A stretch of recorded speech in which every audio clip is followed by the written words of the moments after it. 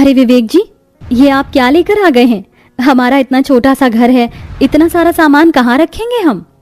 रहने दे बहू, ये हमारी कभी नहीं सुनेगा। फालतू की चीज घर में उठा कर ले आता है। ये नहीं कि पहले घर बनवा लूं, छत टूट रही है, घर रोड से नीचे हो गया, अब तो घर का पलस्तर भी झड़ रहा है, पर इसे कुछ नजर नहीं आता। जब देखो फालतू की चीजों में ही पैसे खर्च करता है। माँ, संध्या, आप दोनों जिसे फिजूल खर्च बोल रही हो ना, वो फिजूल खर्च नहीं, बहुत काम की चीज है। और ये मशीन मैं अपने पैसों से खरीद कर नहीं लाया हूँ। मैं जहाँ काम करता हूँ वहाँ ये मशीन खराब हो गई थी, तो मैंने सोचा कि क्यों ना इस मशीन को मैं अपने घर पर ले जाऊँ। कल मैं इस मशीन को 100-200 लगाकर ठीक करवा लूंगा। उसके बाद क्या करोगे इस मशीन का? करना क्या है, उसके बाद इस मशीन से मैं पिज्ज़ा बनाऊंगा, जो मैं अपनी कंपनी में रहकर बनाता हूँ। फिर मैं अपनी छोटी सी पिज्ज़ा की शॉप खोलूंगा अपने मोहल्ले में। देखना बहुत कमाई होगी, क्योंकि हमारे मोहल्ले में एक भी पिज्ज़ा शॉप नहीं है और यहाँ के लोगों को तो पता भी नहीं आखिर पिज्ज़ा क्या चीज़ है। वही तो, यहाँ के लोगों को नहीं पता कि ये पिज्जा क्या होता है। कोई नहीं खाएगा तेरा पिज्जा। और बेटा, बड़ी मुश्किल से तेरी नौकरी लगी है। अगर तू इन सब चक्कर में पड़ेगा तो तेरी नौकरी चली जाएगी। फिर हम जो नमक रोटी खा पा रहे हैं वो भी खा नहीं पाएंगे, और बहू भी गर्भवती है। भूल जाता है क्या? इस समय तुझे एक एक कदम फूंक कर रखना है। माँ, मुझे सब याद है, इसलिए तो मैंने संध्या को पिज्ज़ा बनाना सिखाया है, ताकि मैं शॉप पर जाकर नौकरी कर सकूं और हमारी दुकान संध्या और आप संभाल सको। माँ, अभी तो आप मुझसे कह रही थी कि मैं इनसे कुछ ना बोलूं, क्योंकि ये सुनने वाले नहीं। फिर आप क्यों इन्हें समझाने में लगी हैं? छोड़ दीजिए। आप दोनों को चिढ़ाकर बहुत अच्छा लगता है। वैसे मैं सोच रहा हूँ कल न जाकर अभी चला जाऊँ माइक्रोवेव ठीक कराने। इतना बोलकर जैसे ही विवेक माइक्रोवेव ठीक करवाने के लिए घर से निकलने लगता है कि तभी अचानक से बारिश होने लगती है, जिस वजह से वह घर में ही रह जाता है और बारिश के रुकने का इंतजार करता है। पर बारिश रुकने का नाम नहीं लेती और धीरे धीरे विवेक के घर में पानी जमा होने लगता है। अरे अरे, घर में पानी आ रहा है। मेरे माइक्रोवेव को नीचे से उठाकर चौकी पर रख दो। अगर ये गीला हो गया तो फिर ठीक नहीं हो पाएगा। देख रही हैं आप माँ जी, घर में पानी भर रहा है, पर इन्हें घर की नहीं, इस खराब माइक्रोवेव की चिंता सता रही है। हाँ संध्या, मुझे फिक्र इस माइक्रोवेव की है, क्योंकि ये हमारी रोजी रोटी है। हाँ हाँ, समझ गए हम। तू अपना माइक्रोवेव संभाल, मैं घर से पानी निकालती हूँ। हे भगवान, और कितनी गरीबी दिखाएगा तू हमें। पता नहीं हमारे अच्छे दिन कब आएंगे। इतना बोलकर आशा घर में से पानी निकालने लगती है और कुछ देर के बाद बारिश रुक जाती है। बारिश रुकने के बाद संध्या खाना बनाती है और वह लोग खाना खाकर सो जाते हैं। पर आधी रात को फिर से तेज बारिश होने लगती है और घर की छत टपकने लगती है। माँ जी, आखिर जिस चीज का डर था वही हो गया। देखिए, हमारे घर की छत टपकने लगी। हे भगवान, अब क्या करें? इस आधी रात को क्या जुगाड़ करें? अब तो सवेरे होने का इंतजार करना पड़ेगा। माँ, आप फिक्र मत करो। सुबह जैसे ही बारिश बंद होगी मैं माइक्रोवेव ठीक करवाने के लिए बाहर जाऊंगा ही, तो आते वक्त बड़ी सी पन्नी भी ले लूंगा और उसे छत पर लगा लूंगा। पर अभी क्या करें? अब करना क्या है? सारी रात बैठकर रात काटनी होगी, क्योंकि छत से भी पानी टपक रहा है और दरवाजे से भी बारिश का पानी आ रहा है। लगता है रोड पर भी पानी भर गया है।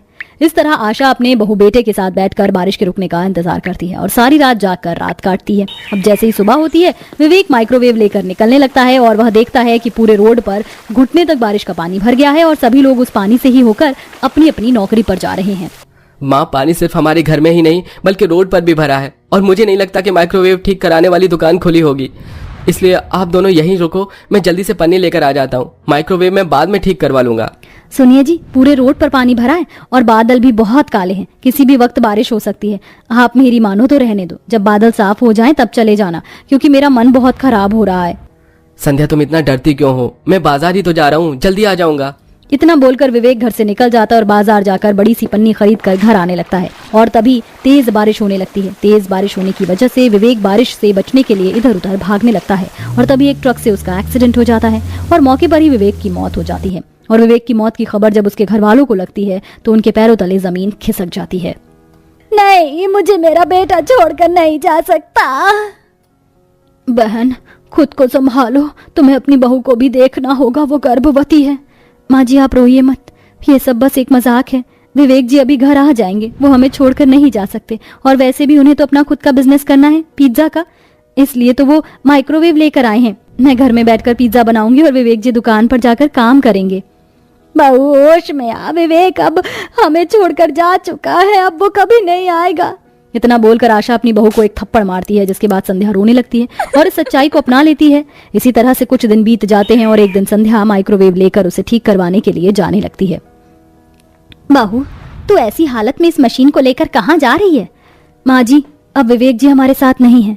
अब हम गरीब सास बहू को ही कुछ करना होगा। और वैसे भी विवेक जी का सपना था खुद का पिज्जा शॉप खोलने का। मैं उनके सपने को पूरा करूंगी। इसलिए मैं इस मशीन को ठीक करवाने के लिए जा रही हूँ। वैसे भी विवेक जी ने मुझे पिज्जा बनाना सिखाया था। अब मैं पिज्जा बनाकर अपने मोहल्ले में बेचूंगी, और वो भी वेज पिज्जा, सब्जियों से भरा हुआ, ताकि सब उसे खा सके। तू सही कह रही है बहू, विवेक के जाने के बाद तो मैं सब कुछ भूल ही गई थी। रुक, मैं भी तेरे साथ चलती हूँ। दोनों सास बहू घर से निकलने लगती हैं कि तभी विवेक का एक दोस्त जो उसके साथ काम करता था वह उनके घर आता है और आशा के हाथ में कुछ पैसे देते हुए कहता है, माँ जी, ये विवेक की इस महीने की सैलरी है, शायद आपके कुछ काम आ जाए। कुछ नहीं बेटा, ये पैसे हमारे बहुत काम आएंगे। धन्यवाद ये पैसे हमें देने के लिए। माँ जी धन्यवाद मत बोलिए, ये पैसे आपके ही हैं। अच्छा, मैं चलता हूँ। इतना बोलकर विवेक का दोस्त वहां से चला जाता है और दोनों सास बहू माइक्रोवेव ठीक करवाने के लिए दुकान पर जाती हैं। 2 दिन में माइक्रोवेव ठीक हो जाता है, जिसके बाद आशा और संध्या दुकान से पिज्जा बनाने का सामान लाती हैं। वेज पिज्जा बनाने के लिए वो सस्ते दामों पर सब्जियां खरीद लेती हैं जो अच्छी होती हैं, और फिर अपने घर में ही पिज्जा शॉप खोलती हैं। और आशा अपने मोहल्ले में जाकर अपनी शॉप का प्रचार करती है। बहन, अपने ही मोहल्ले में मैंने अपनी बहू के साथ वेज पिज्जा शॉप खोली है। अब आप लोगों को वेज पिज्जा खाने के लिए दूर नहीं जाना पड़ेगा। बिल्कुल दुकान जैसा स्वाद मिलेगा, और वो भी 50 रुपए में, और सब्जियों से भरपूर होगा तो हेल्दी भी होगा।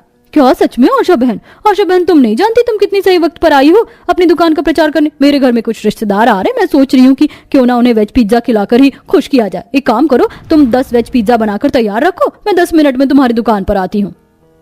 अब आशा जल्दी से घर जाती है और संध्या को 10 वेज पिज्जा बनाने का ऑर्डर दे देती है। कुछ देर में संध्या माइक्रोवेव की मदद से 10 अलग अलग तरह की सब्जियों के पिज्जा तैयार कर लेती है, जिसके बाद वो औरत वहां आकर अपने वेज पिज्जा लेकर चली जाती है। और उसके जाते ही तेज बारिश होने लगती है और एक बच्चा बारिश में भीगते हुए उनकी दुकान पर आता है। अरे बेटा, तुम बारिश में भीगते हुए यहाँ क्यों आए? आंटी, मैं यहाँ आपसे आपका पिज्जा लेने आया हूँ। आपको पता है मेरे सारे दोस्तों ने पिज्जा खा रखा है, पर हमारे मोहल्ले में एक भी पिज्जा की दुकान नहीं थी, जिस वजह से मैंने कभी पिज्जा नहीं खाया। इसलिए मैं आज पिज्जा खाऊंगा, और मैं भी अपने दोस्तों को कल स्कूल में चिढ़ाऊंगा जैसे वो मुझे चिढ़ाते हैं।